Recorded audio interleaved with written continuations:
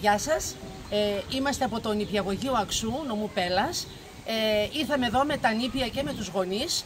Σήμερα, Κυριακή. Ο χώρος είναι υπέροχος. Είναι η πρώτη φορά που ήρθαμε. Να πω τα καλύτερα. Να πω για την εξυπηρέτηση. Να πω για το προσωπικό που είναι πάρα πολύ με το χαμόγελο και μας υποδέχτηκε και μας φροντίζει φυσικά, και στον παιδότοπο που έχει άτομα να προσέχουν τα παιδιά. Για το φαγητό ότι είναι καταπληκτικό, φρεσκότατα όλα. Ο αύλιος χώρος, δυστυχώς σήμερα η μέρα μας ήταν βροχερή, αλλά εξυπηρετηθήκαμε πάρα πολύ καλά στο μέσα χώρο. Τα παιδιά δεν θέλουν να φύγουν. Με τα φουσκωτά, έχει φουσκωτά, έχει τα πάντα μέσα. Τι άλλο να πω, αν έχω ξεχάσει κάτι, καθαριότητα μεγάλη, καθαριότητα, είπα και για το προσωπικό.